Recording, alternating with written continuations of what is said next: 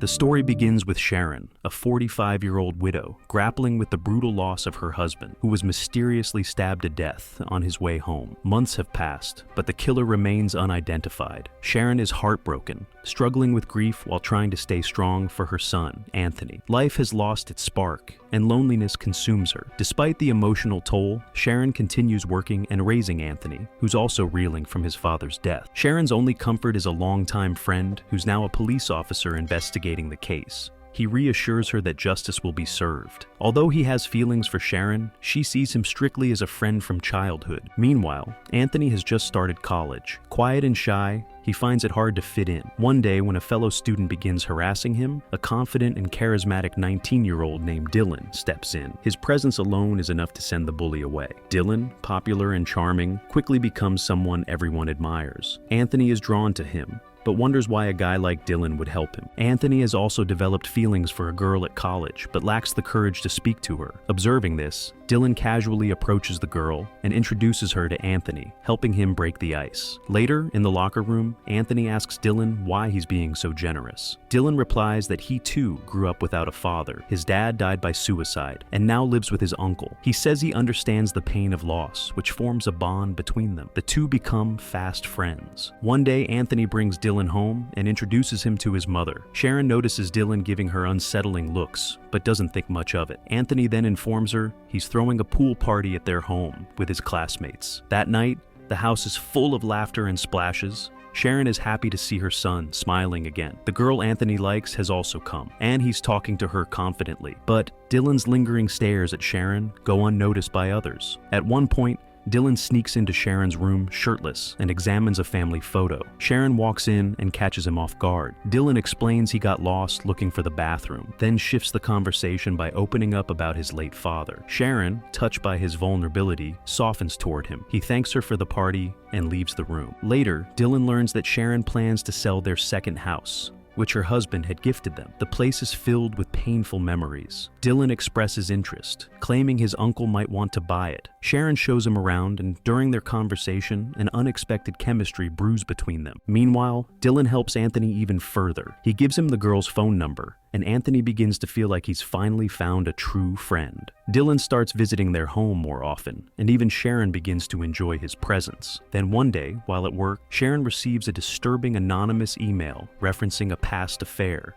She panics and confides in her secretary, who suggests informing the police. But Sharon refuses. She doesn't want her history to resurface, especially in front of the officer who's close to her. She decides to keep the email secret. Back in college, Dylan encourages Anthony to take the next step and go on a proper date. That evening, Dylan picks up the girl and drops her off at Anthony's house so he can take her out. Anthony is thrilled and grateful. While the two are on their date, Dylan stays behind and keeps Sharon company. As they sit and talk, Sharon opens up. She admits her late husband made her feel unappreciated. Dylan advises her to destroy an old book written by her husband, calling it symbolic. Sharon does so, and it feels oddly liberating. Dylan continues engaging her in conversation, making sure she never feels alone. Later, as Sharon showers, she senses someone watching. It's Dylan. Startled, she asks what he's doing. Without a word, Dylan removes his clothes and steps toward her. Sharon doesn't resist, and the two become intimate. That same night,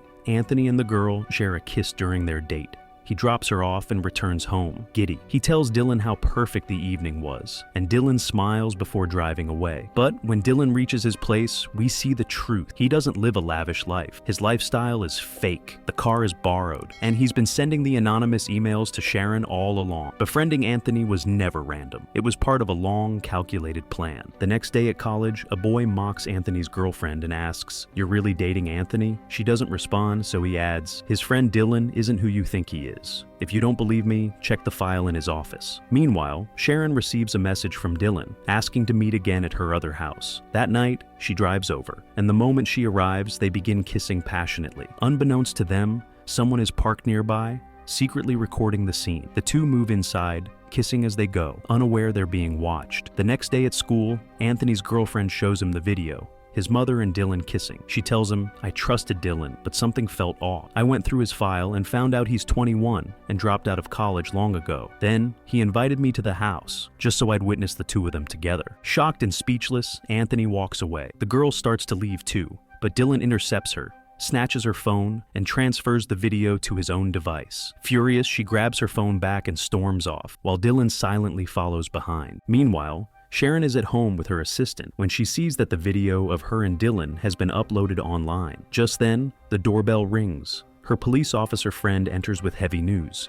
He's been pulled off her husband's murder case due to lack of progress. Sharon finally breaks down and confesses everything. The video with Dylan, the threatening emails and letters she's been receiving for months. Hearing this, the officer is devastated, not only because she kept this hidden, but also because he's been in love with her all along. Sharon apologizes, but overwhelmed and heartbroken, he walks out. Later that evening, Anthony receives a message from his girlfriend asking him to come to Dylan's house. He rides over on his bike, but when he arrives, the place is locked. Suddenly, Dylan ambushes him from behind, knocks him unconscious, and drags him inside. It turns out Dylan had messaged Anthony from the girl's phone. He then uses the same phone to send a message to Sharon, pretending Anthony will be staying at her house that night. Not long after, Sharon receives another email, again from that same account, inviting her to the other house. Feeling uneasy, she tells her police friend, and the two drive there together. When Sharon enters the house, she sees a video playing on a projector. Dylan appears behind her. He finally reveals the truth. Years ago, Sharon had an affair with a man, Dylan's father. When the affair was exposed, Dylan's father ended his own life. Shortly after, Dylan's mother overdosed. Left alone and broken,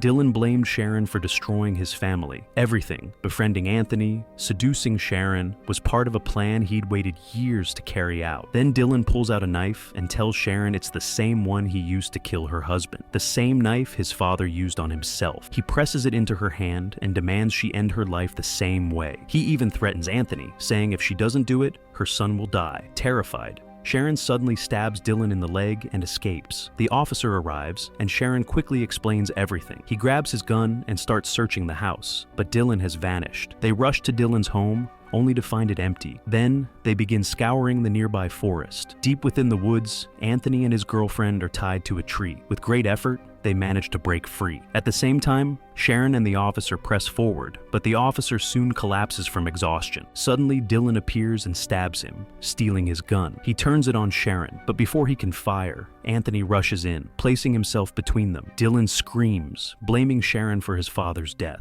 Just then, Anthony's girlfriend attacks Dylan from behind. A fierce struggle breaks out. Sharon grabs the gun and strikes Dylan over the head, knocking him out. She raises the weapon, ready to finish it, but Anthony stops her. "Let the law handle it," he says. Sharon nods and lowers the gun. Months pass. Sharon is now in a relationship with the officer who once stood by her. Anthony has come to terms with his mother's past, and their bond is stronger than ever. And with that, the story ends. End the movie. If you enjoyed this video, be sure to check out our other recaps and subscribe for more content. And leave comment below. Thanks for watching, and we'll see you in the next video.